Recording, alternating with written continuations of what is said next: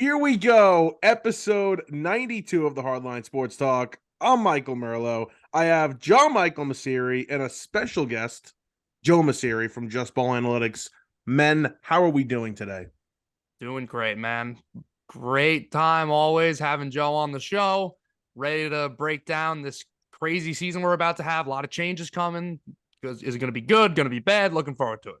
Welcome, Joe. Thank you. Yeah, I'm doing great as well. Very excited to talk some hardball with you guys. Always great to be on the show. It's back. The best time of the year is back. It's the start of baseball season. Thursday should be a national holiday. We should have off from school, off from work, but we don't.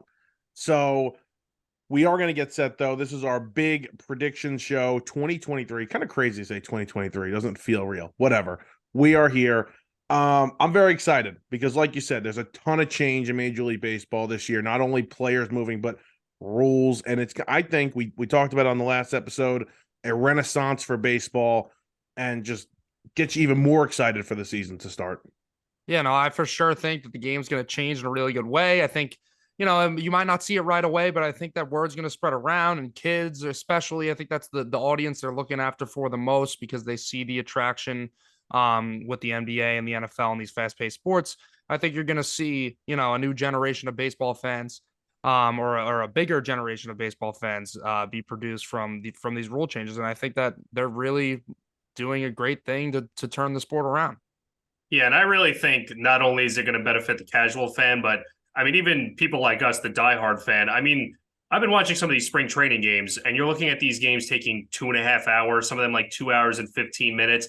I could watch a 4 hour baseball game, no problem, as a diehard baseball fan, but it doesn't mean it's not a more enjoyable experience when it's a 2.5 hour game. I love it.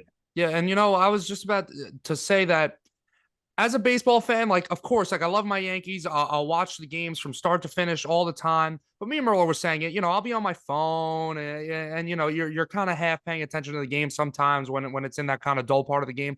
But even as a football fan, I'll watch Thursday night football, Panthers, Bucks. I don't care. That's the part I'm interested in seeing. Is I wouldn't be willing to watch a Brewers Cubs game in the whenever time it was. It wasn't because the game is a little too slow and it's. But now with the rule changes and the fast pace, I wonder if my interest will be a little bit more spiked to, hey, I'm not really doing anything right now. The Yankees aren't on. Let me throw this game on. The game might actually feel longer because you're paying attention more. You're not just dozing off Right. and on your phone. It's going to be good for baseball and the other rules. We'll touch on them later on too if we need to. But we're going to give you our division champs, our World Series champs, awards, everything tonight. Very excited if this is our favorite show. So, you guys want to start? I'm ready to go, man.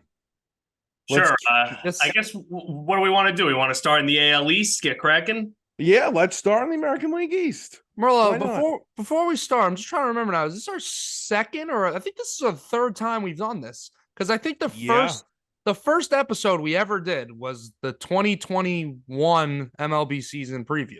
Yes. This is our third go around. Look at us. I feel like a veteran now, man. Yeah, this is easy. I might retire soon. Think? Yeah, I gotta look at like the pension options. I don't know from who. I mean, you're only putting in 3 years. We don't work for anybody. I don't know. Maybe I could hit up Apple Podcasts. Maybe they got a program or something. But yeah, only 3 years. That's it. That's all you're gonna do in your regular job too. Yeah, that's a lot. No, yeah, that's good. Retirement. He's gonna be like Jordan. He's gonna retire on top. Yeah, maybe I'll go into a different venture. Maybe I'll do like a cooking podcast. Yeah. Who knows? All right. Let's get into it. Let's start the American League East. JM, why don't you start off here? Yeah. I mean, elephant in the room. Everybody who watches this show by now knows I'm a Yankee fan. Joe, obviously you're a Yankee fan too, if you can't tell by the hat. It's been one of the best divisions in baseball for even years now, decades. It's always been a very good division, and that isn't changing this coming season. I guess I'll start at the bottom. I mean, I expect the Red Sox to have another shaky year. They finished last year, did not really improve the team. Had a couple nice signings. I think Yoshida's obviously the biggest storyline for them this year. That could be a really nice signing for them. He looked pretty good in the World Baseball Classic, but not really expecting them to make much noise. And then, we go towards the middle of the pack. the Rays, over the past couple years, I've seen them as more of a contender. This year, I feel like I'm expecting them to take a little bit of a step back. I know they're getting Glasnow back, and the top of that rotation looks pretty good. But the offense, it continues to just not be very scary at all, or even, a little bit intimidating. It's very middle of the pack. So I expect them to stay there in the middle of the division. I think this is going to come down to, no disrespect to the Orioles. They had a nice year last year. I think you can expect some good things out of them, but I think this is going to come down to the Yankees and the Blue Jays, and I do think that the Yankees are going to win this division. Yeah, I'm with you too, JM. I find that the Rays, I think I'm a little bit higher on them than you are. I feel like no matter how much you want to criticize their pitching staff going into each year, they still somehow, I mean, they have one of the best analytics departments in baseball. They have one of the best player development in baseball, and they consistently are just churning out pitchers that overachieve every single year, and then they end up trading them for prospects, and they just repeat the process over and over. And I think that if Glasnow is healthy, definitely helps a lot. They have a lot of young prospects coming up through their minor league system that are getting really close to contributing. They have that young second baseman Mead, who potentially could be looking to replace Brandon Lau pretty soon. So they do have a lot of talent coming up through the pipeline, and I do like the Tampa Bay Rays. The Baltimore Orioles, it feels like this is the year. A lot of people like to take that young, hot team like they were last year and say, hey, next year is going to be the year for them to take that jump. I don't think it's completely out of the question for them to take that jump if they get a really good year out of Gunnar Henderson, if Adley Rutschman takes a big step forward. However, their offseason was a complete disaster. Yeah. The fact that they made no significant, not even significant additions, just additions in general to their roster, and basically just said, you know what, we're probably going to have these young players take a step forward, so let's just take a step back, watch it happen. You would think that you'd want to supplement this roster with some key veterans. They have not done that at all.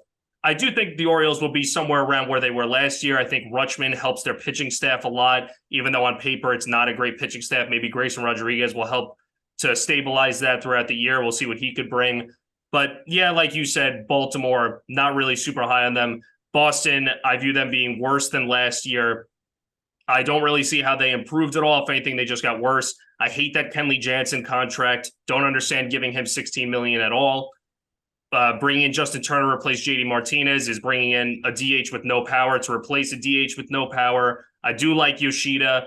He's a guy actually I wanted the Yankees to get, and I think that he will be a Rookie of the Year contender in Boston. But overall, not really moved by the Red Sox. Chris Sale's health, the entire rotation's health. Don't really know about Tanner Houck. I agree with you, top of the division, and this is the way most people are seeing it. I think it's going to be between the Yankees and the Blue Jays. Blue Jays are really counting on a lot of bounce-back seasons, especially from guys in their pitching staff like Jose Berrios and Yusei Kikuchi. We'll see what they could do. Berrios didn't look very good in the WBC, but he obviously has a lot of talent, has been a really good big league pitcher in the past for the Minnesota Twins. Maybe he could bounce back. Gausman and Manoah obviously are two great pitchers at the top. I really like some of the moves that they made, getting Dalton Varsho. I think that he's a really great underrated player, excellent defender, very versatile, solid offensively as well. Their catchers I love. I think Vladimir Guerrero Jr. could have a bounce back year. But yeah, I do like the Yankees.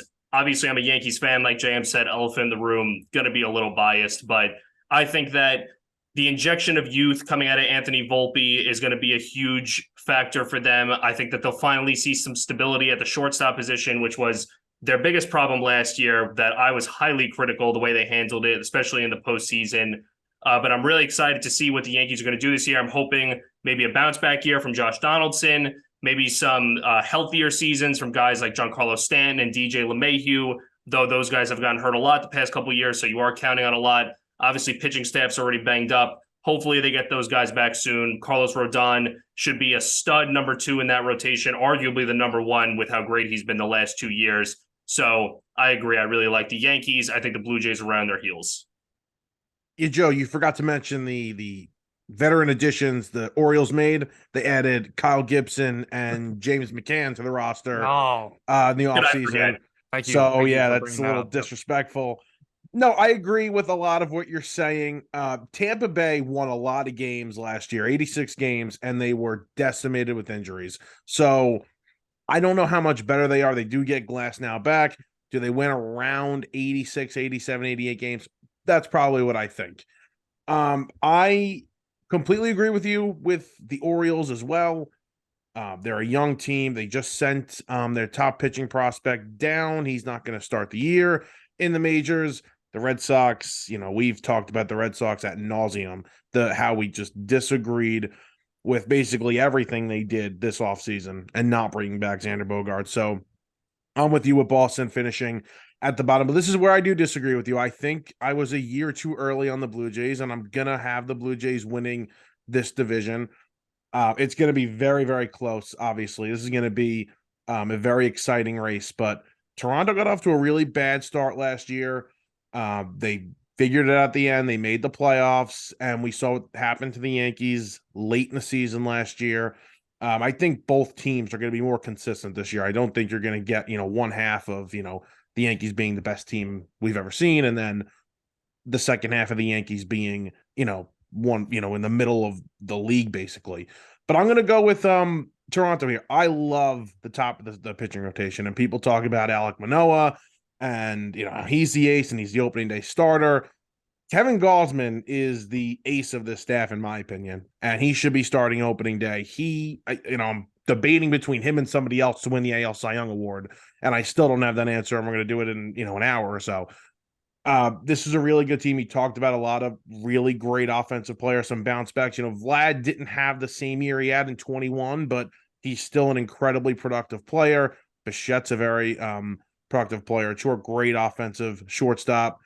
And Chapman, we know about his defense. Can the offense improve a little bit more than we saw from last year? Who knows? And you talked about the addition of Varsho. They lose Teoscar Hernandez, but they add Varsho, and that's kind of like Teoscar Hernandez feels like a Blue Jays guy, and they let him go. It kind of feels like a smart move here, and they added Chris Bassett as well to the middle of that rotation. So, although I don't know how he's going to do with the pitch clock. That guy is like a human rain delay. I mean, Jesus Christ. But yeah, we disagree at the top, but everything else we agree with there. Well, yeah, I mean, I'm not going to completely disagree with your Blue Jays take. I think the Yankees are going to win the division, but I think this is going to come down to maybe game 162. Like, I think it's going to be a very close race.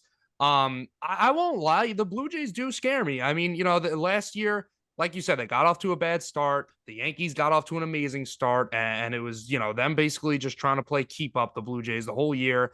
And it ended up that the Yankees ran away with the divisions. It got a little close at the end, but, they never really let it get within 3 games. And I don't think that that's going to, happen this year, where the gap is going to be that big. And, you look around and you look at that roster, and, you guys just talked about it. That lineup could be very scary. Vlad is the first guy you think of with that lineup. And he's coming off a year where, for his standards, it's a down year. Coming off that 2021 campaign where he almost won the Cy Young. If it wasn't for almost won the MVP. If it wasn't for Shohei Ohtani, he would have won it. So I could see him having a very good season. He's still in his mid-20s. So he's got a lot of good baseball ahead of him. And Bo Bichette, a guy who has been, people waiting for him to reach that superstar status. And if you took August on last year, he's certainly met that status. His bat was pretty dormant to start the season, found it late in the year. If he could do that over a full course of a season, you're talking about 2 players that would be one of the scariest, if not the scariest duo in baseball in a lineup. So they do scare me. The rotation's great. Bassett is a nice move. Kikuchi, I think, should have a better year. I mean, he's gotta at this point. He's been absolutely awful. I don't think they're relying much from him. He might be out of that rotation at some point. He's viewed as no more than the 5th starter. I don't know what's going to end up with that. But the Blue Jays, they definitely are intimidating. With how bad it was at the back end with Barrios and Kikuchi, can it seriously get worse than it was last season? Who knows? And you'd have to think they would make a move at some point to go and get a 4th or 5th starter. Yeah, absolutely. The last thing I just want to touch on, because we didn't really go too in depth on the Yankees. This is a team that had inconsistencies last year. They've been the little brothers of the Astros over the past 5 years. That's the one thing that we just keep talking about is, can they beat the Astros? Can they beat the Astros?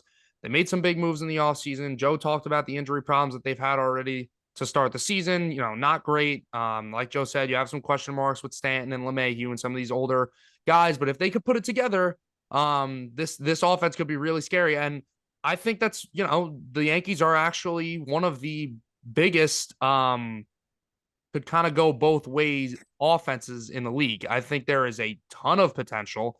They have the potential to, be one of, if not the best lineups in baseball. I mean, there is just up and down talent, but injuries have been a problem. You have big question marks with guys like Gleyber Torres. How's he going to play? We've been waiting for DJ to put it together like he did in 2019. He's had some injury problems. Even when he's been healthy, he's had some down performances. And like Joe said, Josh Donaldson was a guy that, the Yankees expected to be good, and he was a train wreck, to put it lightly, last year offensively. So if he wants to be a fan, I can't even say fan favorite. If he wants to be accepted by the fans again, he's going to have to put together one of those Atlanta Braves campaigns, Josh Donaldson. Not we don't need 2021 or 2022 Yankees Josh Donaldson. Yeah, and I do want to move on, but I think you said it best. It's going to be a boom or bust with this lineup, and I look at it, especially the middle infield. You love Volpe coming up, and I think it's great. It's the right move. It had to be done. But, like you said, your question marks with, really how you're going to play these guys. What is it going to be with Donaldson? What are you going to do with DJ? Is Gleyber moved before, Thursday? There's still talks of that, or rumors about that. Who the hell knows? I'm a little confused there. Stanton's a question mark for me. Where is he playing? Is he DHing? Is he in the outfield? I like Oswaldo Cabrera. I think he should be, if you're not playing Judge and center, I think he should be the left fielder. I don't mind that at all. It's just the lineup. I don't know. I don't know what's going to happen. And Donaldson, we've heard, is Donaldson going to bounce back? And Michael Kay has been, on the record saying, the Yankees love Donaldson. He thinks he's going to bounce back. Donaldson doesn't have to do much to bounce back. Right. I mean, he set the bar so freaking low. He can have a pretty decent year, and you'd be like, all right, this is good enough. Yeah, I mean, he could be an all-star level player if he just gets that OPS up 100, 150 points. I mean, which is, no small task, but he's already one of the most elite defenders at his position in baseball. So, yeah. We good to move on? We are good. Yep. All right, let's move on to the American League Central. Joe, would you like to start us off here? Sure. So I've been very conflicted with this division basically all off season. A big part of me wants to just go with the favorite, the Cleveland Guardians, and that ended up not being the way I went. I am going to go with the Chicago White Sox, who I was all over last offseason. I thought that they might be the best team in the American League. Unfortunately, I failed to consider all the injuries they had, and then most of all that Tony La Russa was their manager. And, I don't view them nearly in that same light that I did last offseason, but I do think there's a ton of potential for bounce back here. I think that if Eloy Jimenez is, most of it is health. If Eloy Jimenez is healthy, if Luis Robert, I mean, this is a guy they were calling Cuban Mike Trout when he got called up. And he showed flashes of being an elite player in 2021. He was a sexy MVP pick for last season. I don't necessarily view him. Yeah, he was right. That's right. I forgot about that. And I don't view him in that light this season. I don't want to jump the gun with that. But I do think that he has the potential to be like a 5-6 WAR outfielder, be a high impact all-star level player. He's just got to stay healthy. He played through a lot of injuries last year, and then he was sidelined with injuries last year.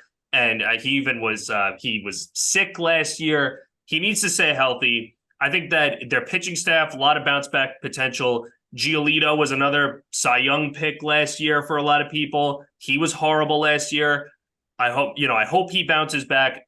I think that if we see these bounce backs in the rotation, in the lineup, health, I think that they definitely have the potential to win that division. I think that La Russa, getting rid of him is addition by subtraction, because I think he was just an awful manager, and he was an awful fit for that clubhouse with a ton of young players and bringing in such an old school, strict guy that didn't really have the respect of anybody in the league anymore. I don't think the players respected him. I think that he, made a lot of very questionable decisions last year. And keep in mind, too, that this division was pretty close for a lot of the year last year. And then the Guardians just kind of, these other teams couldn't get out of their own way, and the Guardians ended up just kind of pulling it out in the end, just because they were just the best out of not a lot of great teams, honestly, especially with playing the bottom of that division, the Kansas City and the Tigers. I'm not even going to talk about them a lot. I just want to shout out Vinny Pasquantino, first baseman for the Royals. He's like the really popular pick amongst more analytics-driven people. If you look at his peripherals, the guy's basically Freddie Freeman in a small sample size. So really interested to see what he does this year. I like Vinny Pasquantino a lot. I love Bobby Witt Jr., but the Royals are still a ways away from being a competitive team. The Tigers, I don't know what the hell is going on with that team. I don't know. Not a whole lot of young talent. Farm system is improving, but it's still not necessarily where they want it to be with the lack of talent at the major league level. I think that, like I said, White Sox stay healthy. They could win that division. The Twins, the same thing. I think the Twins bring back Correa. The unlikely reuniting of Correa with that team is a great move. Hopefully his ankle or whatever the hell it is doesn't end up being something that's an immediate impact on his health. I think that if the Twins stay healthy, you see, again, a lot of common themes here. And really every team goes through this. Every team wants bounce back guys that, had down seasons. Every team needs health. And I really do think that both the Twins and the White Sox are more talented than the Guardians. But it's just a matter of health. It's a matter of putting it all together. The Twins, you have Byron Buxton. He's a guy that's constantly getting hurt. I like the addition of Pablo Lopez. I don't know how much I like them getting rid of Arise to get Pablo Lopez, but I do like Pablo Lopez. And like I said, I think that both of these teams, the Twins and the White Sox, have the potential to win this division if they stay healthy.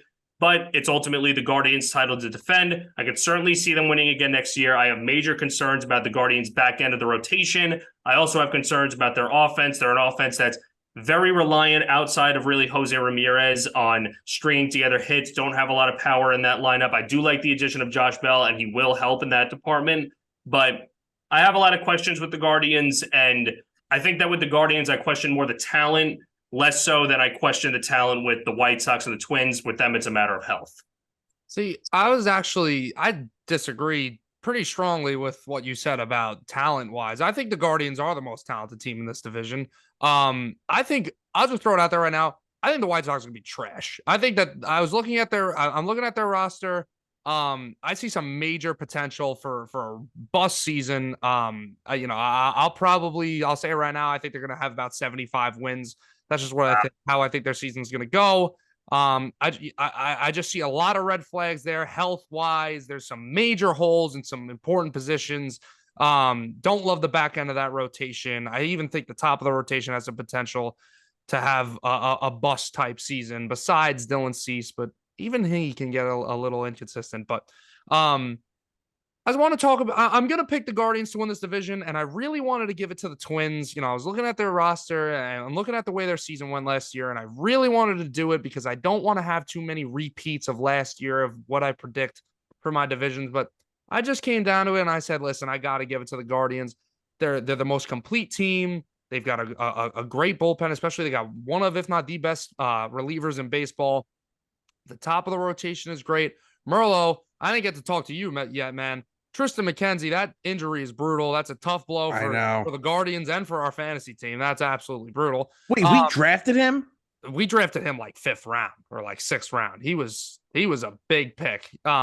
He's coming off a really good season. So that is a tough blow for them in the beginning of the year. But that lineup, Joe, we saw it as Yankee fans last year, and I know it's certainly not my favorite style of baseball, is putting it lightly, but they're a little pesky, annoying team. And they've been doing it for years now, and I think they're going to continue to do it. I think Stephen Kwan's going to have another good year. He had a very good rookie season last year. You talked about Ramirez. He's great. Andres Jimenez broke out last year. Then you got some other guys like Gonzalez could have a nice year. They added Josh Bell.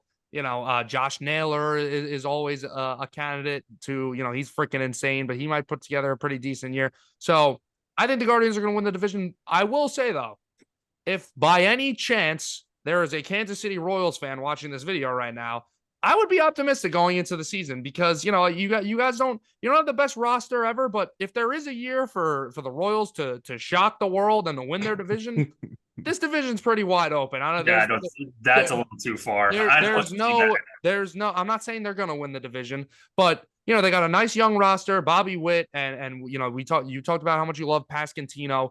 There's some potential in that lineup, and they could maybe make some noise and end up with a third or second place finish in this division if everything goes well. I wouldn't count on it. And if I'm a Tigers fan, you might want to just shut your TV off for the rest of the season. But yeah, the Tigers have been so bad, and their farm system has been at the bottom of the rankings, which is just absolutely insane. Yeah. Hard to know. Whatever. You guys really touched on that. Let's not talk about them. JM, I completely agree with everything you said. I am a huge fan of the Cleveland Guardians. Why would we do the podcast and not him, man? We're, it is unbelievable. Agree on everything. Wow, you guys have share the same mind. Wow. I'm sure we're going to disagree in the National League. Yeah. But all seriousness, I did look at the back end of the rotation because I'm not going to lie to you. I told this to JM before we logged on here that this was the toughest World Series prediction I've had to make in a really long time. I was like, I don't know what I'm going to do. And I actually still don't know what I'm going to do. But I was considering the Guardians, to be completely honest with you. And then I looked at the back end of the rotation and I'm like, all right, you know what? I'm going to chill out with that for a little bit. But I do really like them to win this division. I've been looking at them, on FanDuel for all the offseason. They've been plus money. There was one point where the Twins were actually even with them. And I'm like, the Guardians are better than the Twins. And I still think that. I think the Guardians are going to win this division. I'm not huge on the Twins. And the White Sox, I'm looking at their, projected lineup right now. The only guy that, other than Luis Robert, that is really intriguing to me, and I keep saying last couple of days now, is Andrew Vaughn. A lot of people think that he's going to break out this season is Andrew Vaughn.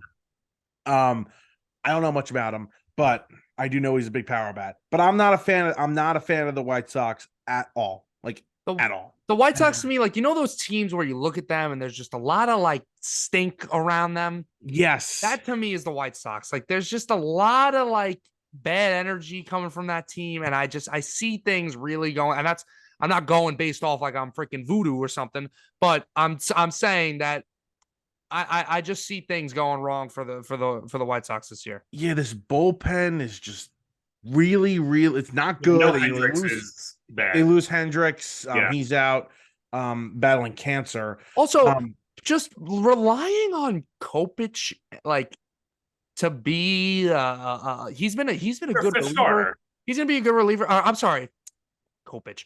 Clevenger, that to me is oh boy. And then Giolito, who, I talked about it last episode. I picked him to win the freaking Cy Young last year. He had an awful season. And he was coming off a not so great season too. I don't really see this. I look at that roster and I look around the diamond, both in hitting wise, I look at their pitching staff, and I mean, listen, I'm not looking at being oh, this is an all-star team by any means, but I could totally picture a world where they end up being good because, Yoan Moncada, he has all the talent in the world, bounce back season. Andrew Vaughn, breakout year. Luis Robert stays healthy. He could end up being a superstar. There's Yasmani Grandal was considered arguably the best catcher in baseball just 2 years ago. Maybe he has he has a bounce back year. He stays healthy. He's great. Their pitching staff, same thing. Michael Kopech, maybe he finally puts it together. He has that kind of late 20s resurgence, kind of like we saw with a guy like Carlos Rodon. Lance Lynn, I mean, he's up there in age, but he certainly seems to be beating that aging curve at this point. Dylan Cease, repeat season. Lucas Giolito, bounce back season. I definitely, in a division that the Guardians, I know you guys say you love the Guardians. If the Guardians are in basically any other division, and this is me going into your mind, if they're the first place team in the AL Central, I think they're the third place team. Well, yeah, I mean, I don't love the Guardians. I love the Guardians in the AL Central, but I completely agree with that. They are not a scary team. So exactly, that's why they don't scare me. And then I think that if the White Sox fare better with injuries, they have some bounce back seasons, I could totally see them winning this division. I definitely would not count them out. All right, let's move on here. Let's hit the AL West up. I almost said AL Central. Good thing I didn't. Let's hit the AL West up here. We literally just said this isn't as interesting as the other ones. We kind of understand who is going to be at the top here, but I'll start off here. I wouldn't just count the Mariners out. Like, I don't think they're going to win the division, but they're going to be in the playoffs again. I really, really like their rotation, their starting rotation. I love it. And we talked about before the Blue Jays getting rid of Teoscar Hernandez, and we're kind of saying that's kind of a good move for them. But the addition for Teoscar Hernandez in this lineup for the Mariners is also a really good thing. They add a big-time power bat to the lineup. JM has talked about Jared Kelenic bouncing back. I know he likes that. That would be big for them, right? But we're really just forgetting about the big star in this lineup, which is Julio Rodriguez. Does he take that step after winning Rookie of the Year to, superstar level? I don't know if he does that yet, but he's a stud. He's an all-star level player. I don't know if he is a superstar yet. Cal Riley is one of the better power hitting catchers right now. Just going through the lineup really, really quickly. JP Crawford had a nice season last year. They added Colton Wong also, who, if you looked at our second baseman rankings, I liked him a little. You love Colton Wong for really some big Colton Wong fan. Yeah. But the real draw for me for the Mariners is the rotation. You talked about Luis Castillo, who was a massive addition for them last year and pitched very well, and then they extended him. George Kirby, Logan Gilbert, and it's funny because you just name those three guys, and then Robbie Ray, who won the Cy Young Award 2 years ago, is like the third or fourth starter in this rotation. I'm high on the Mariners. Obviously, I think the Astros are going to win it, though. I don't love the Rangers this season. I'm sure you guys will talk about that. Adding DeGrom, they've spent a ton of money. By the way, bold prediction, Jacob DeGrom makes 30-plus starts this year, but we can also discuss that. That's miserable Met fan, Merlo. Yes, no, I really do. I was thinking about it today in the car, actually. I do think he makes maybe at least 25-plus. You got his medical bills or something? No. Jesus. But last thing, I always love all the casual fans. We need the Angels to make the playoffs. We need the Angels to make the playoffs. They're going to do it this year. And I do want them to make it. I'm starting to be in that club, I guess. Oh, I really want the Angels to make the playoffs. They're not going to make the playoff. They've added and they've done a good job, a better job in recent years of adding to this team and not making stupid moves. I love the Hunter Renfroe move, but they're still not good enough to make the playoffs. No, I mean, if I'm on that, we really want the Angels to make the playoffs train, I'd get off that train and say we really want the Angels to get rid of Mike Trout, because that guy is not going to see the postseason for a long time, as long as he's in Los Angeles Angel, because his buddy Shohei Ohtani is not going to be there next year. I'm not going to go bold here and be like the Mariners are winning the division. I'm not saying. The Mariners to me are possibly the third best team in the AL, though. I think that I'm very high on them as well. Their lineup is just as good, if not better, than it was last year. They lose Mitch Haniger and then they get Teoscar Hernandez, which is an upgrade. They haven't really lost much else on the offensive end. They've only gained, they lost Adam Frazier, who ended up being a bust for them. I am on the Kelenic bounce back. I think that he could, I'm talking bounce back is 1 to 2 WAR for this guy. He's been one of the worst position players in baseball over the past 2 seasons. So, just put together a solid year, Jared Kelenic, and, this offense gets better just from that. And like you said, Merlo, the rotation, that's got some serious firepower in that rotation, and they could be very, very dangerous.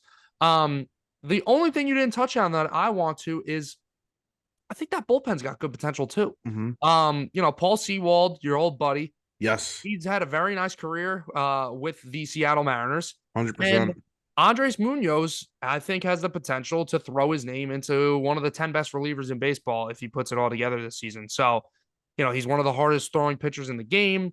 He's got a nice slider. I think that he could be a very, very nice piece for them in that bullpen, which he was last year, and they relied on him pretty heavily in their playoff. I don't want to call it a run, but a couple playoff series that they played. So, I could see them making some noise. The Astros, we know about that. They lose Verlander. Is it going to hurt? Yeah. Is it going to hurt enough where they're going to take a step back? No. That rotation's got an ace in it, at least. Maybe they'll have two this year. I know Christian Javier is a sexy Cy Young pick for a lot of people. I understand it. Framber Valdez has one of the most devastating pitches in baseball. That sinker of his coming out of the left hand is one of the hardest pitches for hitters to hit. And that lineup, I've said it a couple times this offseason how I expect Kyle Tucker to put together a really nice season. I might put some money on him to win the MVP. I could really see him, elevating his name into the likes of guys like Mookie Betts. I think he could have one of those types of seasons. So the Astros are not really going anywhere. Will they take a step back from the regular season standings? Maybe a little bit. Maybe they don't win 108 games or whatever it is. Maybe they win 97, something like that. But they are certainly still the beast to tame in the American League. Yeah, I'll quickly touch on the Astros just because I think you pretty much covered it. I think that they may take a little bit of a step back in the regular season just because of losing Altuve for potentially significant time with the injury that he sustained in the WBC. And then you also and Altuve was he arguably had the second best year of his career last year besides his MVP year, his questionable MVP year. But besides that, also I agree that I think the back end of the rotation is definitely weaker than it was last year. Lance McCullers is an injury question mark every single year. Ultimately, that may lose them some more regular season games. I don't think it will make them less of a force in the postseason where that pitching staff kind of shortens and you go with your best guys. I think their bullpen is one of the best, if not the best in baseball. Enough with the Astros, though. Quickly with the Angels.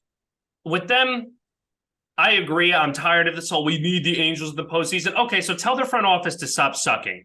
I'm sick of the Angels because every single season, I think of them the exact same way. I look at them and I'm like, this roster's not bad. I'm a big Anthony Rendon guy. I really hope that contract doesn't turn into an albatross because, like I said, I love Anthony Rendon and I would like to see him succeed. But I'm just sick of it. I'm sick of every single year. Even last year, I was on Patrick Sandoval. He ends up having a great year. Ohtani is the second coming of Jesus Christ, and they still suck. They don't even sniff the playoffs. Mike Trout has a great year until he got hurt, but even if he didn't get hurt, they still weren't sniffing the playoffs. The Angels, I got to see it to believe it. I don't really love their bullpen. That bullpen is disgusting, actually. It is. Bullpen's bad. Yeah. Don't like the back end of I keep on saying the back end of the rotation, but I feel like it's a common theme amongst a lot of these mid teams that don't have great pitching depth. Don't love the back end, or really the middle two back end of their rotation. Their lineup, also same thing, lacks depth. I got to see it. I think Sorry. I think fourth place for the Angels this year. I think the Rangers are going to have a better year than them. I agree 100%. I think that they're a fourth place team. And that leads me into my next point, which is I don't view the Mariners nearly in the same light that you guys do. I feel like they're sort of similar in that same boat to like where we were talking about the Orioles and they're a better team than the Orioles. But young team, they take that step forward. They do make the playoffs last year because they made some smart roster decisions. They bring in Robbie Ray. They make a smart trade for Eugenio Suarez and Jesse Winker, who wasn't even great for them, and it didn't really matter. But that was a team. And, they bring in Luis Castillo at the trade deadline. They end up winning a playoff series. The problem I have with the Mariners this year is I think that there is a lot of potential from regression from a lot of guys. Obviously, I love Julio Rodriguez. I think he could be an MVP candidate this year, and that's not a bold take at all. I am really far apart with both of you with their rotation. I think that one of the biggest regression candidates in the entire major leagues is Logan Gilbert. That's a guy that last year, his peripherals were horrendous basically across the board. He does not miss bats. His stuff grades out as below average with basically all of his pitches. And Mariners have a good defensive team. It helped him a lot. It's hard to sustain that year to year. I don't like Logan Gilbert this year. Obviously, I love Castillo. I think Robbie Ray is what he is. I don't even want to say maybe we'll see a bounce back year because he was solid last year. And I think that's what he is. I think that what he isn't was that Cy Young season with the Blue Jays. I think that was a bit of an aberration from him. Really dislike the back end of the rotation. Marco Gonzalez is maybe the worst five in baseball. He is. He is horrendous. And keep in mind, I'm talking about like the Nationals. I'm including them in the conversation, and Gonzalez is horrible. Yeah, he was maybe the worst pitcher in baseball last year. Exactly. Like, don't love the back end of the rotation. I do love the bullpen. And even, like I said, I really like Castillo. I think Ray is what he is. I think he's a middle of the rotation starter. I'm not high on Gilbert this year. Like I said, not really high on the rest of the pitching staff. The bullpen I do like. And the lineup, I like the lineup, but American League has some good teams in it. Do I necessarily think they're a lock to make the playoffs? Not necessarily. I think that they're worse than the Blue Jays. I think that they're probably a little bit better than some of the teams that we were just talking about in the Central, or maybe they're like right there. They're probably going to maybe competing with some of them for a wild card spot. And also, I like the Texas Rangers. I know, and when I say I like them, I don't mean like I think they're going to win the division or I think they're a lock for the playoffs. When I say I like the Texas Rangers, I mean I think that they're similar to the Mariners. I really like their pitching staff. I think if DeGrom stays healthy is a big question mark. I know, Merlo, you were just joking about that. But if DeGrom stays healthy, I like some of the other additions they made to the rotation, guys that'll stabilize it, like Nate Eovaldi, Andrew Heaney, guys like that. I like what they did with that. Their bullpen's not bad. Their lineup I like. I think Corey Seager is one of my favorite players going into the season. I think he's due for a monster year. I think if Semien puts it together for a full season after he got up to a horrible start last year, playing in a new ballpark, new team, ended up having a great second half. I like the Rangers. I like them more than I think a lot of people do. I view them in a similar light that I do the Mariners. I don't view those two teams as very far apart. How far apart? I think they're close. I think that both teams are in that, like, I could see both teams winning between 80 and 88 games, which I know is a pretty big range, but you never know what's going to happen during a major league season. I think that if the Rangers ended up winning 87 games and the Mariners won 83, it wouldn't shock me at all. And if vice versa happened, that also wouldn't surprise me. The George Kirby disrespect is insane, Merlo. I don't mind his name once. I can. I don't mind. I like him better than Logan Gilbert. I will say that. Don't like Logan Gilbert this year at all. I really don't. All right. That's enough about the AL West, though. We want to do the playoff teams now. We want to save it. No, for let's save the it for the end. Okay. Yeah. So let's go to one of the more interesting divisions in baseball, the National League East. JM, I will let you start. You don't really have to talk about the two teams if you don't want to. I'm very upset that you said that. I actually had a 5-minute script written about the Nationals. And you did? But I guess I'll throw that out. Okay. Yeah, no. That is the one thing I want to say about the Nationals is they might be like the worst team I've ever seen. And the reason why is because I have never seen a team put out an opening day starter who is literally, like we said, Marco Gonzalez, like Patrick Corbin's the other guy who might have been the worst pitcher in baseball last year, and he's the opening day starter. That's insane. Anyways, yeah, I mean, for me, when I think about this division, it still always starts with the Braves. They're not going anywhere. They made another big move this offseason, basically copying their blueprint from last year, going out and making a big trade with the Oakland A's. This time, they get Sean Murphy coming off last year, getting Matt Olson. They sign him into another one of those, Houdini contracts, or they just put a Jedi spell on the guy and tell him sign the dotted line, and they somehow do it.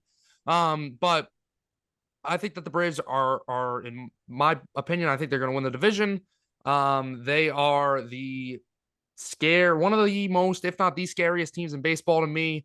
When we go on about our World Series predictions, I also haven't come up to a conclusion yet, but they are certainly the front runner for me for the NL. Yeah, I mean, you look at it up and down. They lose Dansby Swanson. Yeah, that's a bit of a tough blow. Shortstop, it's still a bit of a question mark. They just signed down Vaughn Grissom, and they have Arias, I think is his name, right? That's supposed to take over at shortstop. They have Orlando Arcia. Arcia.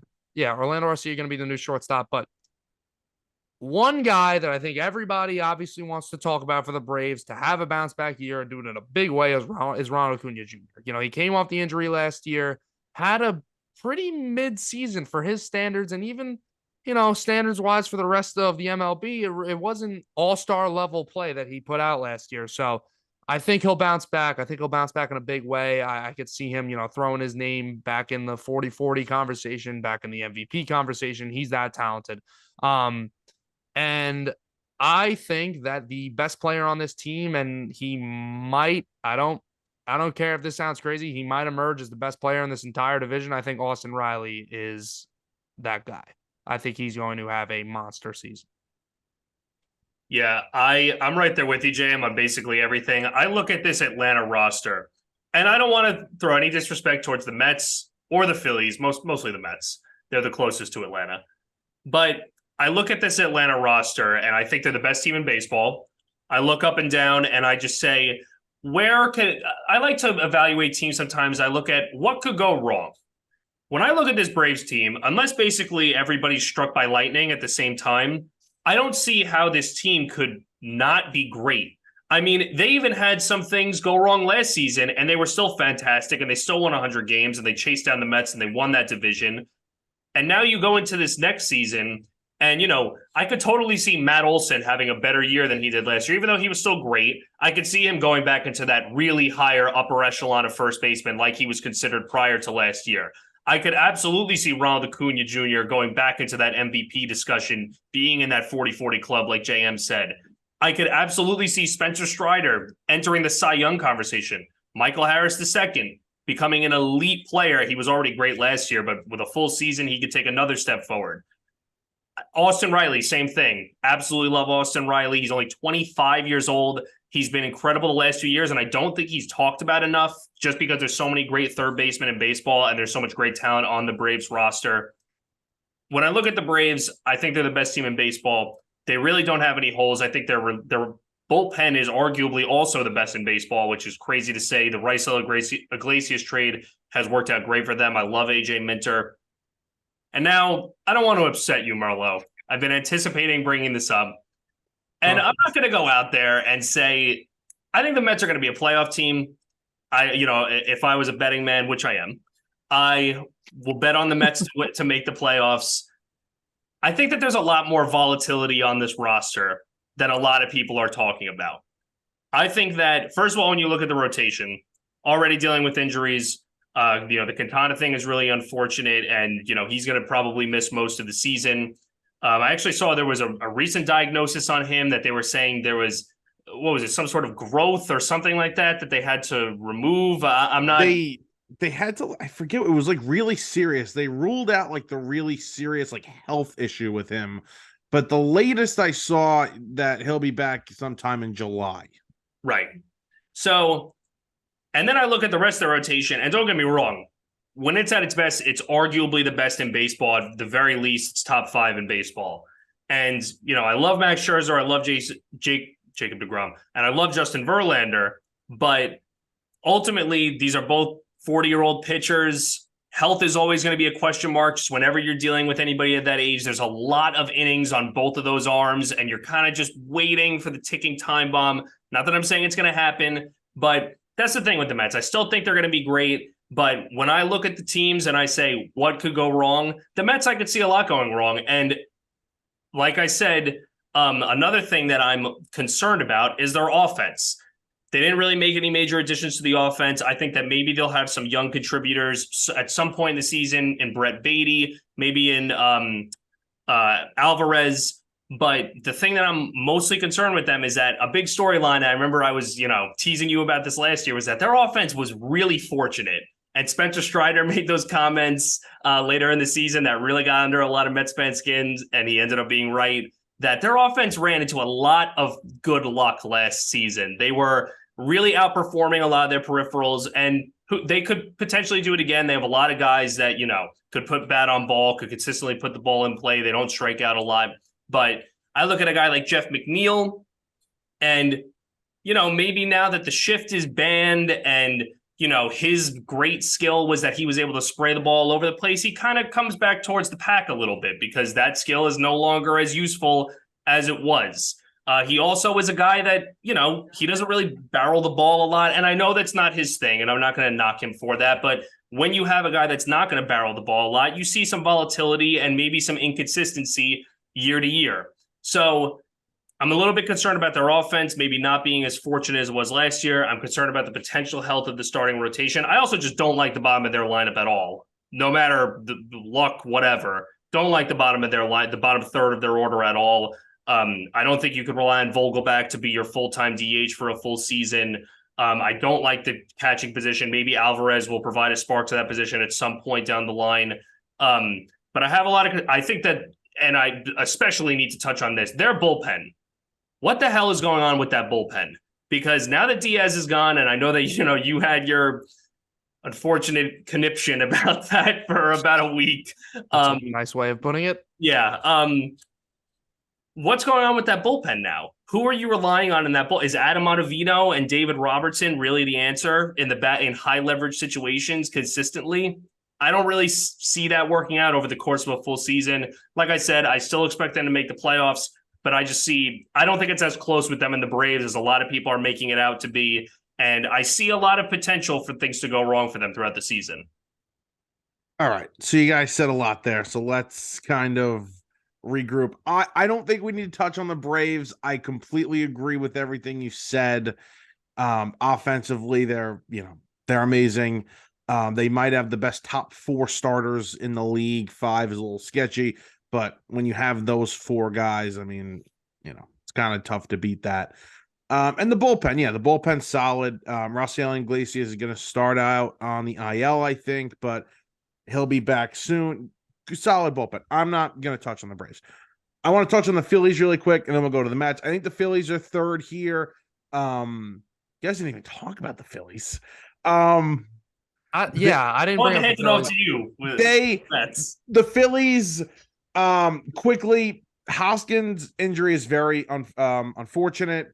They're dealing with injuries in the rotation. Andrew Painter, I'm pretty sure, is starting off the year on the IL as well. He's their top prospect. He's going to be a stud one day when he's healthy. Oh boy, I think he's only 19 or 20 years old. But the rotation's solid still. Harper starting off on the IL as well. That's tough. So I just kind of see them with the injuries they have so far. The bullpen, it's always questionable with them, but they did make some solid moves. I like the Gregory Soto trade. They're taking a chance on Kimbrel, who wasn't that great with the Dodgers, but we'll see if he can, kind of have another resurgence here in Philadelphia for the year. I think they're the third place team. I don't really think I have to say much more about that. Turner obviously is an MVP candidate, and he'll be pretty scary to watch. Let's talk about the Mets. The bullpen, I want to start. I like the bullpen because I think the Met bullpen is actually deeper than it was last season, even with the Edwin Diaz injury. There are a lot of guys that, a lot of people probably don't know about, which is fine. I trust for right now to at least start the season of a combination of Adam Ottavino and David Robertson to close games. Robertson was really good last season in Chicago. He got traded over to Philadelphia to be the closer. It was kind of a mix between him and Sir Anthony Dominguez. When he got there, he was fine. Ottavino was excellent as the setup man for the Mets last season. Now, I don't think he's going to have the same year he had last year with the Mets as, if he's the closer, but I trust him enough. Both of these guys have closed in big spots before. We have to remember something. Closing in New York is not the same as, being the closer elsewhere, being a high leverage relief pitcher elsewhere. I remember a lot of Met fans, including myself, for, a couple of days were like, go trade for Edwin Diaz's brother. And an article came out and a Met source said, look how long it took Edwin Diaz to adjust, playing in New York and pitching in New York in high leverage situations. It's not the same. So you have 2 guys that have done it in big spots before. I'm okay for right now with those 2 guys. There's depth here. They added Rayleigh against lefties. I like Brooks Rayleigh. Drew Smith last season was pretty good until he kind of had this thing where he just couldn't stop giving up home runs for about a month, and then he got hurt. We'll see what he can do in a bounce back spot. Bad thing to have as a pitcher. Yeah. Minor thing. Definitely. Tommy Hunter has looked really great. I know you're gonna laugh at that. Has looked really great in spring training. I don't think he was allowed to run yet. Yeah. John Curtis.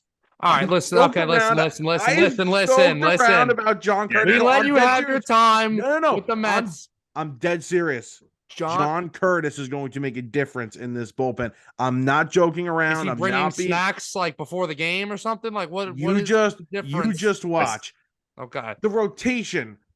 David Peterson is slotted in now. He's going to be the 2 starter to start the year, whatever. Bro, if you got to give me a big name, please. You're name dropping some crazy this people is right now. David Peterson is going to have a very nice season in this rotation. You talked about not liking or saying the Met rotation could, deal with some injuries. Yeah, of course they can. If these two were at the top and they're going Verlander and Scherzer, obviously they're going to be one of the best rotations of baseball. I do like the depth they have provided, though, in the rotation a little bit. Kodai Senga is a question mark. I'm just going to say this. I'm excited to watch him pitch. But I do think the Mets are the second place team in the division. I think it'll be a close race between them and the Braves this year, and we'll see what happens. You don't have to win the division to win the National League, as it's been proven the last few years. Yep. And all Central Time, Michael? Yeah. Really not intrigued of the both Centrals, obviously. Can we just all say it at once? Yeah, go. Cardinals. Reds. Yeah. Cardinals, right. Yeah, okay. Yeah. Yeah. I'm with Joe. No. Yeah, Joe, you want to start off here? Yeah, what is there really to say about this division? You would Not hope much. maybe Milwaukee would be able to be competitive with the Cardinals, and I don't think that that's completely out of the realm of possibilities. They still have talent on their roster. I love Corbin Burns. I love Brandon Woodruff. The whole rotation really is still one of the best in baseball.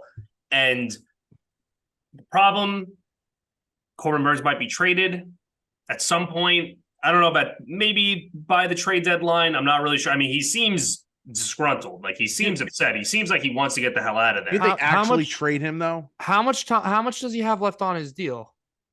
He's a free agent after 2024. Yeah, Right. They'll get a freaking Yeah.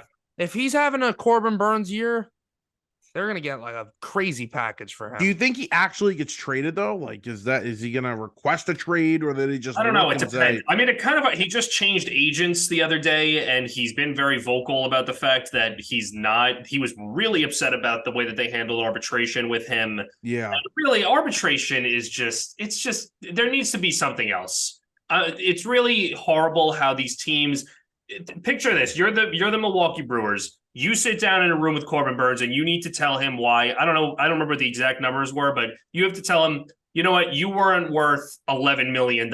You're actually worth $10.5 million because we're cheap asses. And we need to put down the ace of our staff who won the NL Cy Young 2 years ago and then was excellent again last season and is obviously the best player on their team, and puts fans in the seats and makes them money. But we got to tell you that, you're not good enough to get this extra $500K. It's just ridiculous. Yeah. The Brewers, how many times we got to say is Christian Yelich going to finally, go back to his MVP form? Done saying it. The days are just gone. It's sad. I like Christian Yelich and I wanted him to get back to that point, but it doesn't really seem like that's in the realm of possibilities anymore. I'm not going to talk about the Pirates or the Reds. They're the bottom of the barrel when you talk about the Major League Baseball teams. The Cubs I'd like to touch on because, they made some noise this offseason and good for them. They're spending money. They got Tyone, they signed him from the Yankees. And then the big signing is Dansby Swanson coming over from the Braves. So it's a nice signing for them. They just extended Nico Horner today for 3 years. They signed Cody Bellinger, who's a guy that obviously, we just talked about Yelich. That's the other guy. Those two guys were going at it for 2 years for who's the best player in the National League. He's a guy who has some potential to, give you a bang for your buck. Don't really see them making a lot of noise, though. I could see maybe a second place finish for the Cubs, but I think that gap between first and second is going to be pretty big. And I don't view the Cardinals as the same tier as I view the Braves or, some of these other teams in the NL. I might have the Braves in their own tier. I don't mean to keep meat riding the Braves, but I'm just saying, we'll talk about it more when we talk about our postseason predictions. But the Cardinals, they go out, they have a great year last year, and then they sign Wilson Contreras this offseason. Big signing for them. Yachty was the catcher there for 20 years, basically. And now they go out and they get one of the best catchers in the game. So that lineup is scary. Arenado and Goldschmidt immediately come to mind, two absolute studs. The Cardinals, I think by far the most guys in the World Baseball Classic too. They had guys all over the place. Basically their whole free. I think they had 17 guys in the World Baseball Classic or something like really? that. Yeah, something insane. They've still been spending money. They extended Miles Michaelis. Adam Wainwright is still pitching. Somehow he looks like the guy who goes out and in your direct league on a Sunday and pitches, but he still somehow pitches to a pretty decent ERA. But yeah, I think the Cardinals are the runaway team in this division. Yeah. Won't spend too much time here. I like the Cardinals. I think the Brewers do come in second, though. I'm not ready to say, look at what the Cubs have done. They've made some, nice moves, but I'm not ready to say, they're going to be even better than the Brewers. And I'm down on the Brewers this season. The Pirates have made some small, interesting moves. They bring back McCutchen. So I don't think they're going to be last in the division. I do think it'll be the Reds. But like you said, I wish the Cardinals would spend more money. I wish they would go and add another starter, and really make themselves more dominant because they have an easy division and, they're going to make the playoffs. I wish they would be a little bit more dominant. Still, the rotation's fine. I, completely forgot that they have Jordan Montgomery before I looked today. So it's a solid rotation. They have a solid bullpen and, the offense is going to be good. So Lars Nootbaar out in right field. I like this. Juan Yepes as the DH. He had a nice offensive season last year. Jordan Walker, forgot to mention him. Jordan Walker is going to start in the majors, which is a great decision. Bring up your young guys, play them. I am 100% with you guys. That CBA seems to be working pretty good now. These teams don't really care about manipulating service time anymore. So. Yeah. I just quickly want to touch on something that you said, Merlo. I thought you brought up a good point about them spending more money. I think that they do enough to supplement the roster. That they bring in Wilson Contreras this offseason. Yeah. I do agree with you that we've kind of been waiting the last couple of seasons for the Cardinals to bring in that big fish. I think all the way back to when Stanton, when he was traded to the Yankees, a lot of people thought he was going to be traded to the Cardinals. And then even as recently, and there have been a lot of guys in between, but even as recently as last season, Juan Soto. A lot of people thought that Juan Soto I thought he was going to be traded to the Cardinals. I thought that they had the minor league talent, including who you just mentioned, Jordan Walker, to potentially trade for him. A lot of young guys on the major league roster too that were potentially intriguing, like Dylan Carlson, maybe Tyler O'Neill. And they end up not landing the big fish. And it doesn't really seem to be the way that the Cardinals conduct business. They don't want to completely, strip the farm system for a big player like Juan Soto. But like you said, I still think they're more than good enough to win this division. They will win this division. Do I think they're as good as some of the other teams in the National League? Not really. If you put a gun to my head, I'd say they're probably the fifth best team in the National League after two teams in the East and two teams in the West, which we'll talk about in a second. But division's not great. The Reds are an absolute dumpster fire. The Pirates kind of adding some young talent. They're dealing with all these trade rumors and contract extension rumors swirling around Brian Reynolds right now. But I do like O'Neill Cruz. I think he'll have a nice season. I like Brian Hayes. I want to see him do a little more with the bat, but he's great on defense. Reds will be terrible. Pirates won't be great. Then, like you said, I think the Cubs are building towards something, but it's not this season. I think that the Brewers are still a little better than them, and I think that the Cardinals will run away with the division. Yeah, I even thought the Cardinals, I don't know. I thought the Cardinals the perfect spot for Scherzer a couple of years ago. Yeah. Add that number one guy. I think we did a prediction on where the free agents were going to go. That's where I had him. And you know what? Yeah, you're probably right, Joe. It's just not the way they conduct business. And they're one of the top, they make a lot of money. They're a very popular franchise. Yeah, and they're a great organization. Absolutely. Yeah, and they don't do it. So I think they are also, maybe the best Jersey Stadium combo in the league. Yes. That's another thing. Giant. I am so a secondary St. Louis Cardinals fan. Always have been. If I wasn't a Yankees fan, I would be a Cardinals fan, 100%. Last thing, I think that the Cardinals, just for fun and for stats, I think that they have some serious potential to lead the major leagues in offensive in a position player WAR. I mean, there are guys all over the place that have 8 WAR potential. Literally, I mean, Tommy Edman Paul Goldschmidt and Nolan Arenado are guys who could combined put up 25 WAR if they really go crazy, but 20 maybe. Then you have Brendan Donovan, guy we didn't mention, really solid player, utility guy. Jordan Walker, Dylan Carlson. I Tyler forgot O'Neill. about I him. think Tyler O'Neill's going to have a big bounce back here. Tyler O'Neill, Contreras. Yeah, they are loaded in that lineup for sure. All righty, let's move on here. Last division, NL West. Do we have changes here? Like, do we have a change at the top? You do, Joe. You start off. Well, if you mean change from last year, then yeah, I have the Padres winning the division this year. So that would be my change. I think that they cleared a little bit of a mental hurdle, finally getting past the Dodgers in that playoff series last year. I think that the Dodgers have taken a little bit of a step back roster-wise from last season. I don't think they're nearly as deep as they were. I think that the Gavin Lux injury is definitely going to hurt their depth, especially in the middle infield. I also really liked him to have a nice season, and now obviously he tore his ACL and he's done.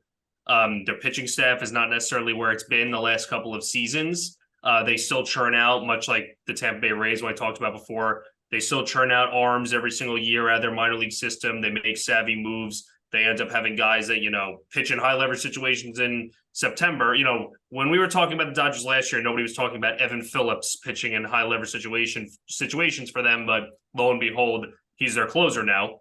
So I still really like the Dodgers. I think it'll be really close. But the Padres just beat them out for me. The Padres are stacked across the board.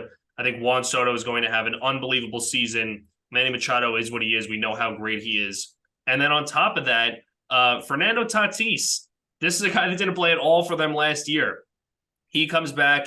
He's going to be missing the beginning of the season, but once he does come back, I think he will have sort of a redemption. I think that maybe this was kind of the lesson that he needed early in his career. He's clearly an MVP talent when he plays. I think he would be my MVP pick if he was playing the whole season, but obviously we already know that's not going to be the case.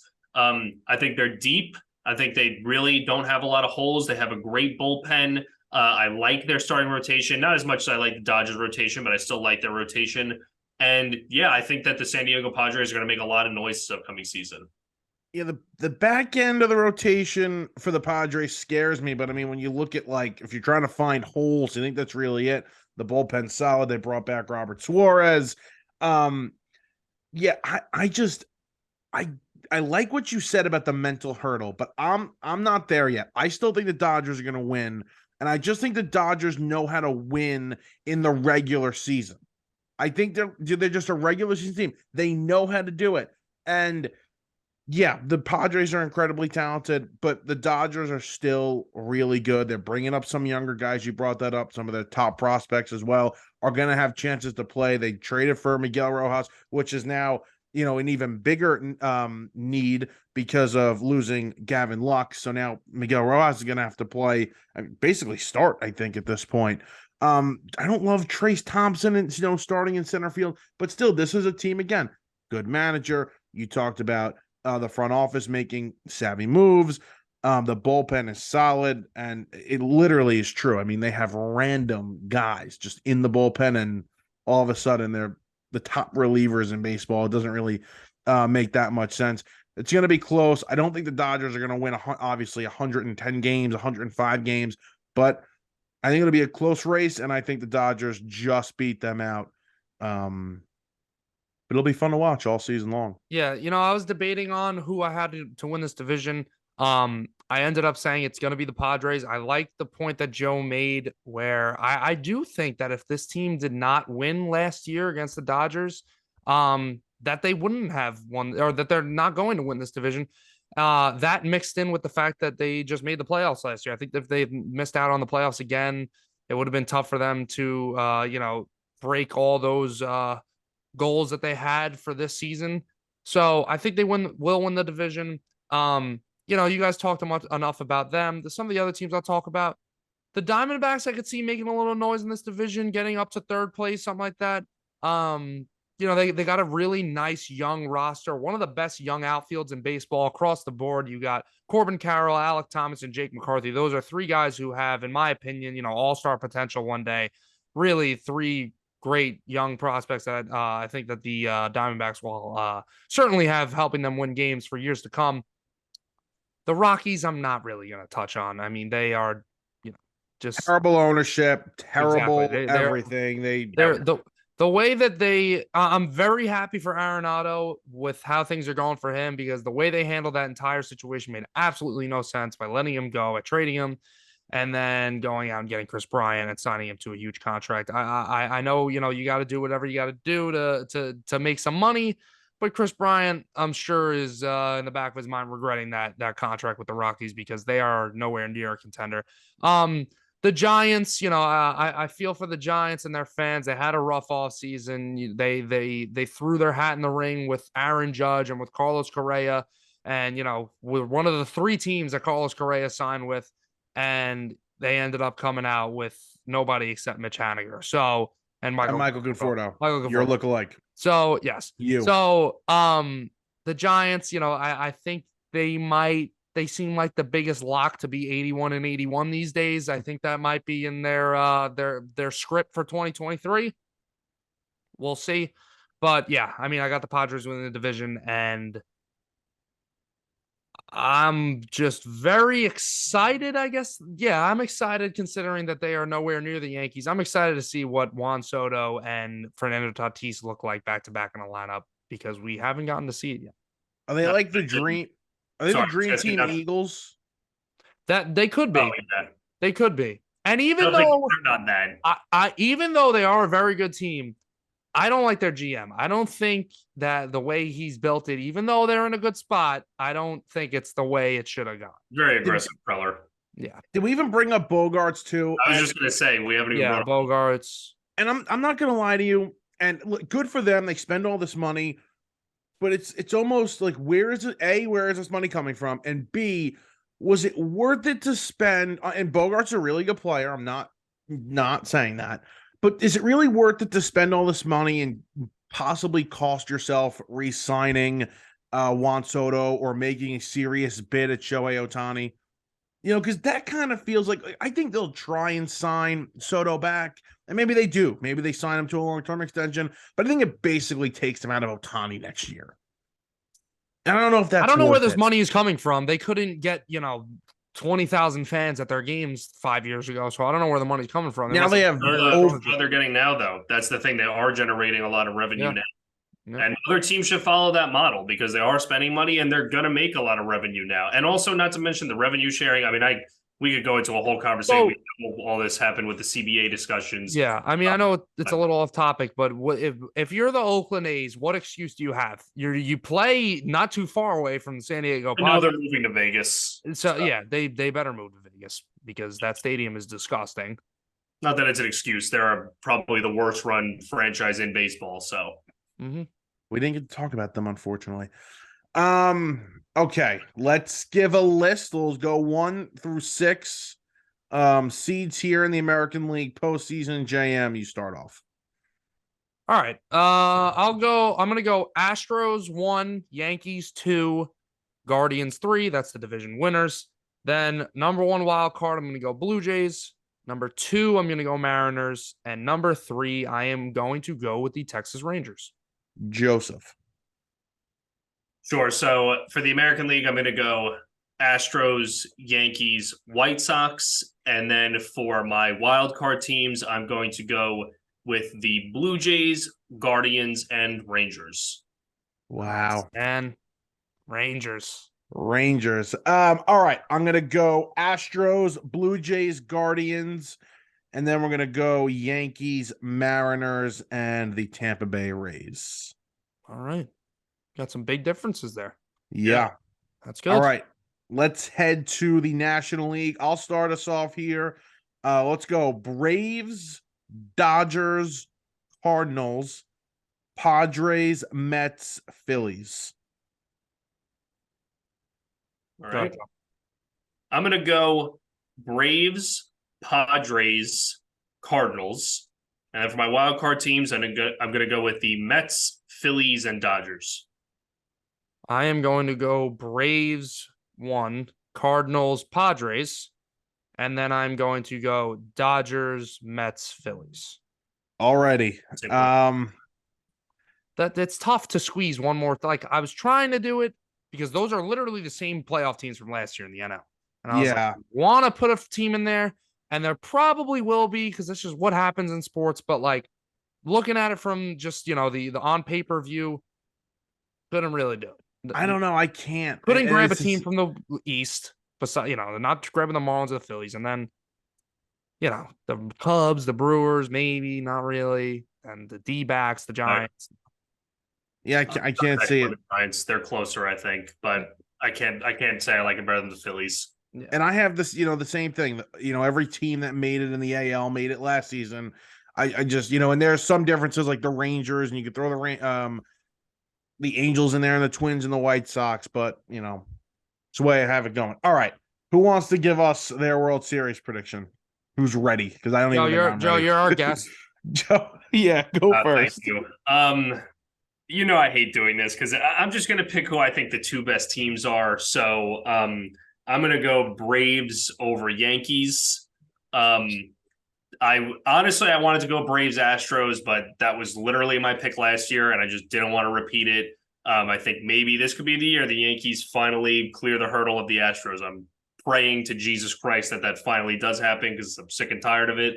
So I'll just go with Braves over Yankees.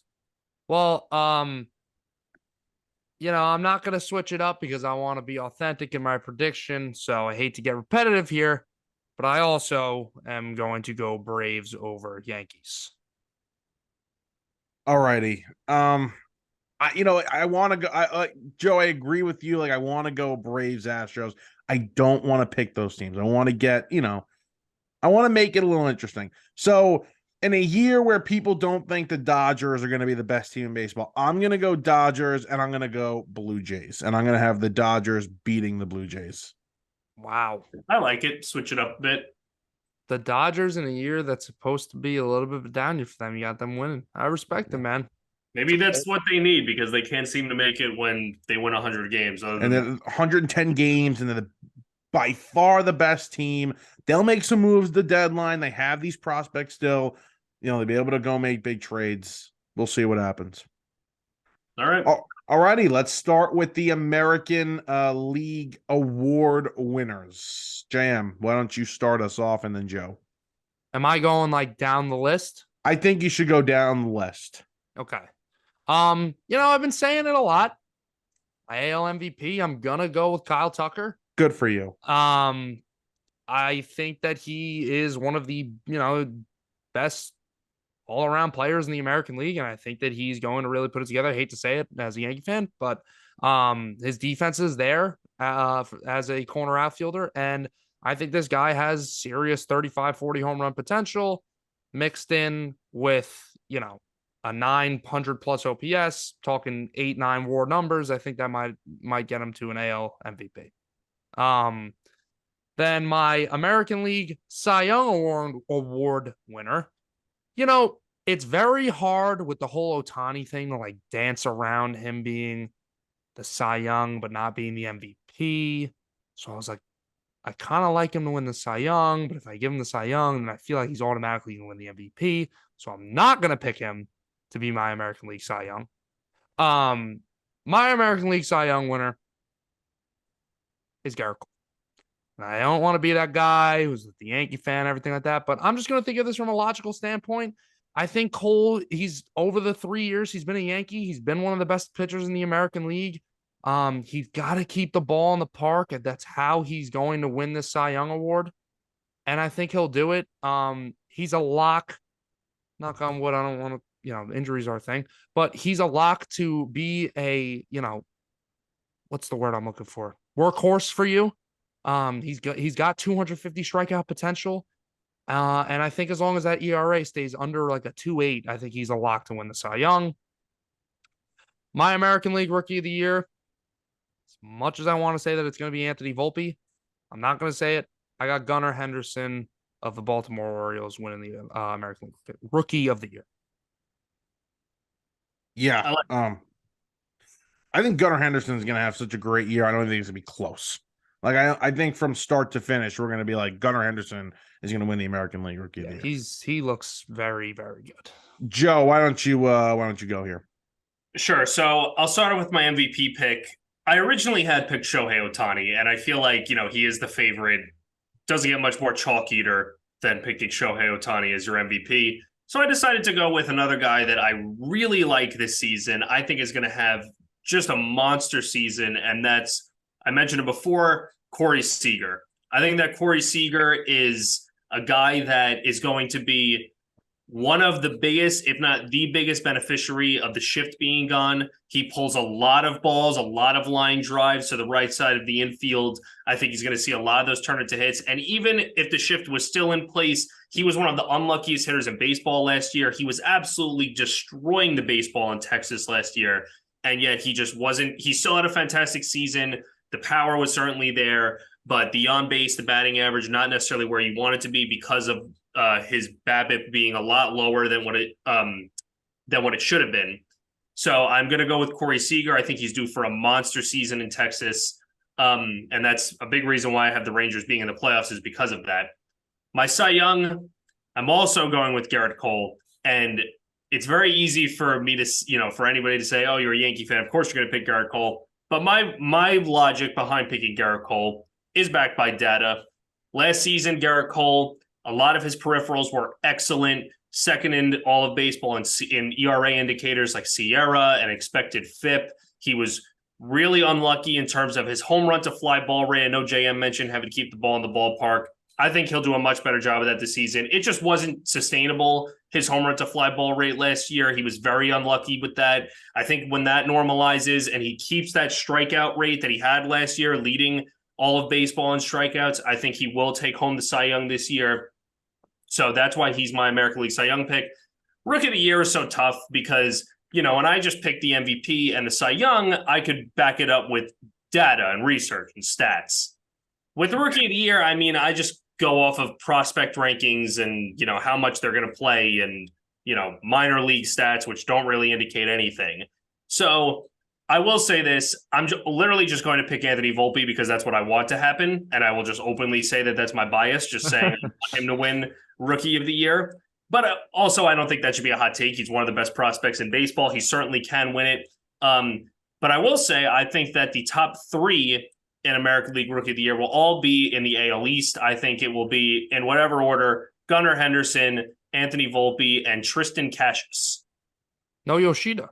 I thought you were going to say Yoshi.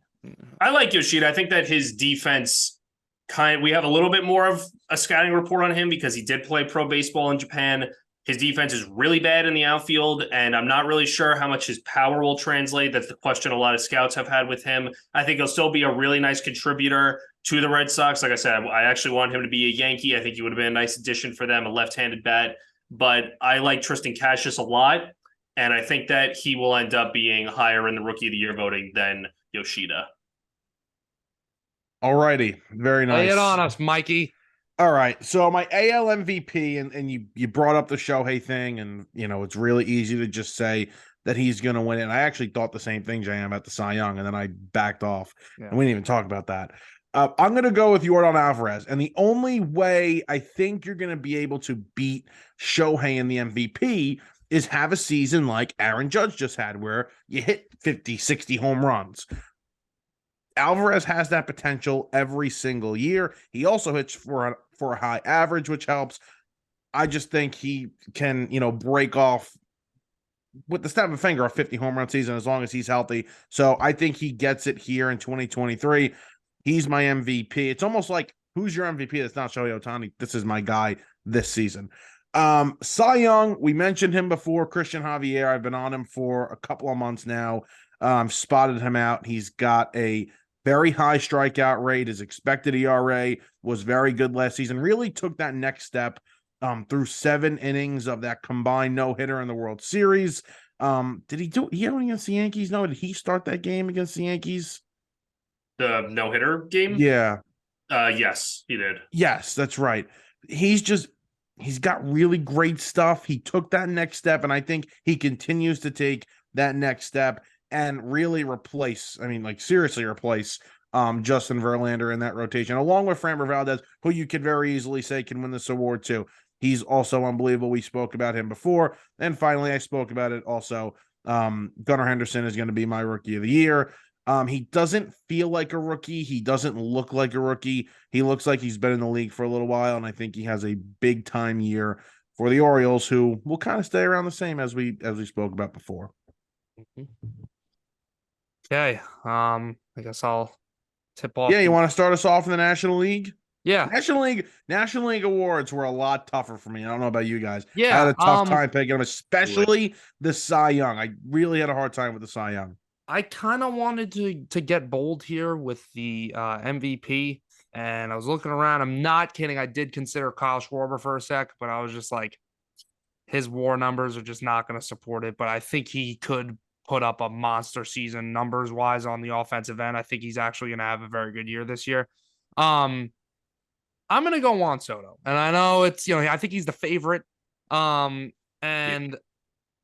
I'm not going to lie, Joe, I kind of have a feeling I know who you're going to pick, and I didn't want to do it because I think our Cy Young's going to be the same, and I don't want to be matched up with the same two guys. Plus, I don't want to be the too crazy with the Braves meat riding. I did think about Austin Riley. Just quickly on Soto, we're waiting for him to have that MVP season, and he's flirted with it. And in 2020, he might have been the MVP. Freeman ended up winning it.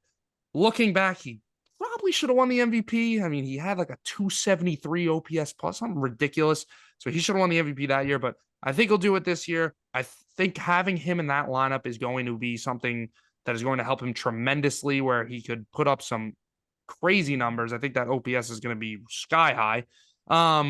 Cy Young, I've been talking about him in our lists and whatever. Spencer Strider to me is a guy who has potential of being one of the best strikeout pitchers that we've ever seen. He just has absolutely devastating stuff. This is the second year in a row I've picked a Brave starting pitcher to win the Cy Young Award. Last year, picked Max Fried. This year, I'm going to go Spencer Strider. And then the Rookie of the Year, getting a little more chalky here. I'm going to go Jordan Walker.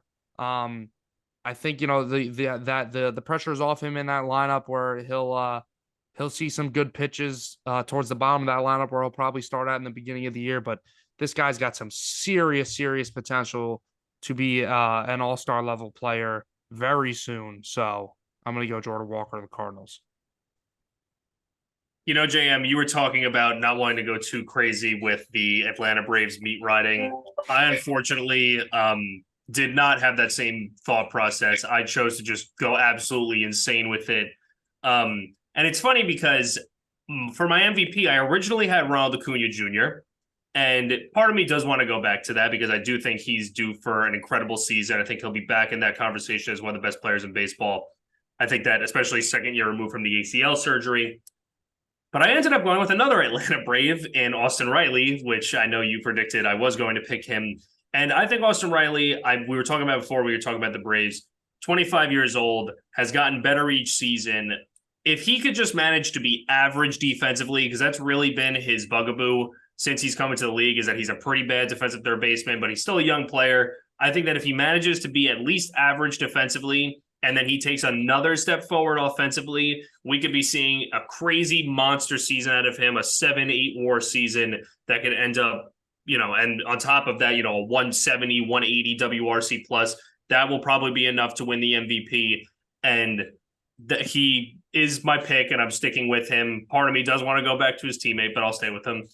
And then for my Cy Young, I will say I briefly changed it for about 2 days, and I ended up placing a bet on it away from Spencer Strider.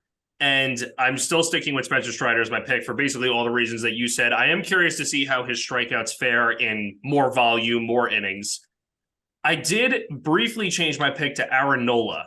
I think that Aaron Nola I think that Nola is due. He was excellent last season. He's still not really getting the credit that he deserves. He's going into a contract year. I think that it's like the perfect storm for him to potentially take home the Cy Young. See, now when I talk about it out loud, I like want to switch my pick back to Nola. He's more proven, obviously, than Strider, but I think Strider has a higher ceiling than Nola in terms of accumulating those strikeout numbers to get the Cy Young vote or to get the Cy Young award.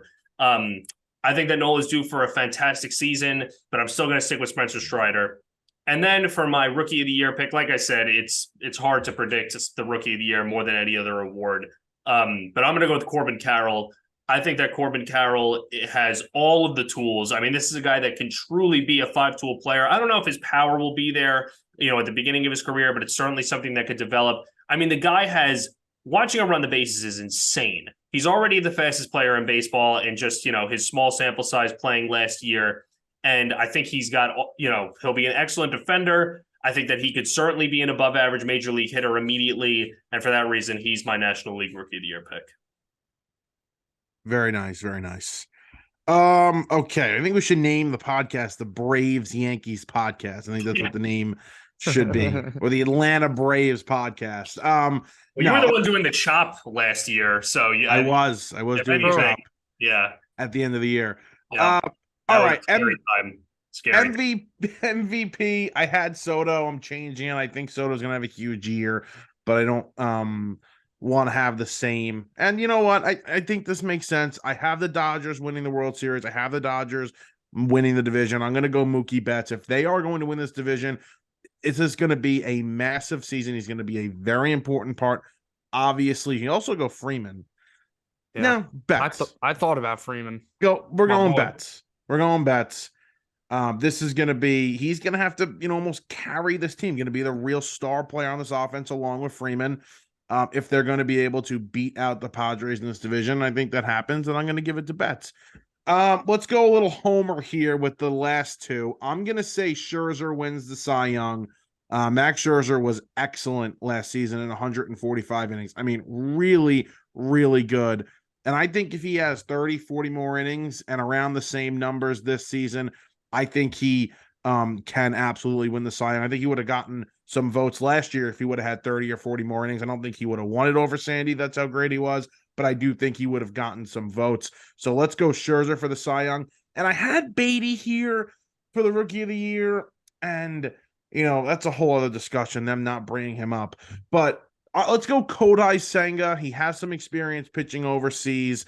I don't think he's going to be this ace-level guy, but I think he'll do enough to win the Rookie of the Year. He's going to be in a very important part of this rotation. He's basically replacing Chris Bassett.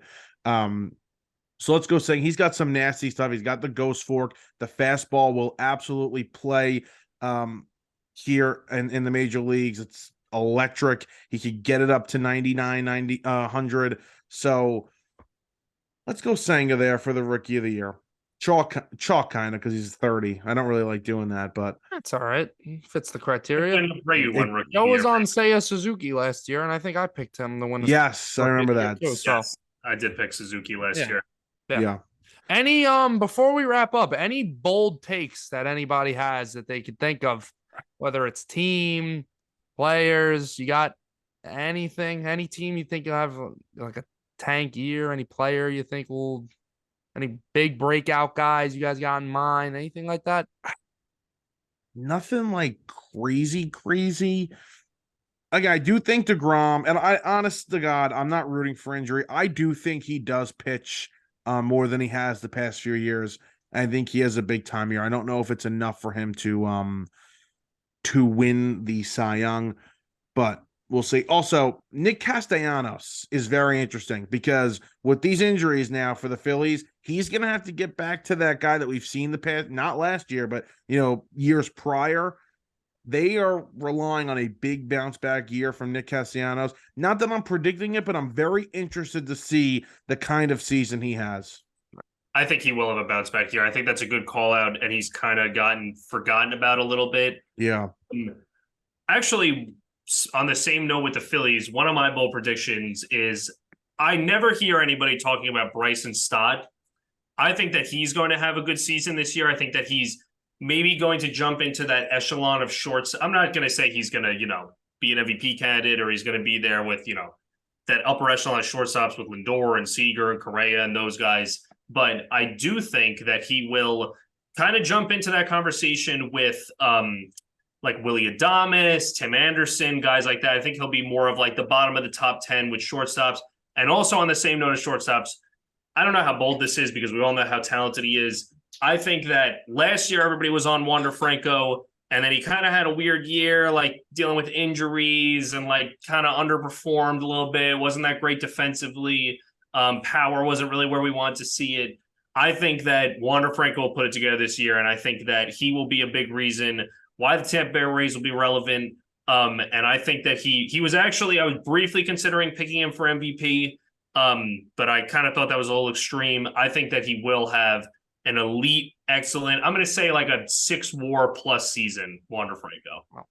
I didn't want to get my bold prediction. It is bold, and he jumped into my mind for a second for the MVP, but to me it was just too big of a leap. But I do think that we might be considering him a top 5 shortstop in the league when this season is over with. I think Bobby Witt is going to have a massive sophomore season. He hit 20 bombs last year, stole 30 bases, played 150 games, played a fully healthy season. I think he's going to be a stud. I think the fact that he was also, this is a minor thing, but that he was on that World Baseball Classic roster did well. I'm sure being around all those guys gave him a little bit of a confidence boost, might put a little spark into his game. I think that he's going to have a massive season for the Kansas City Royals. Well, it was a long one, but we got through it. If you stuck through the whole time, thank you for listening. If you skipped around and listened, thank you for listening. Joe, thank you for coming on. We cannot wait for the start. Anything else you guys got to say? No, I mean, my goal, and me and Joe are getting off to a pretty good start. I want to go to a lot of games this year. I say it every year. Me and Joe are going to the first 2 out of 3 games for the Yankees, so that's something I'm really excited about. Hoping to hit at least 10 games this year, so looking forward to a really good baseball season, and very, very excited for all these rule changes. Yes. Well, yeah. Grand Central helps you, JM. New Grand Central Station helps you get into the games on the train. All right. Enjoy the baseball. Enjoy the show. Thank you.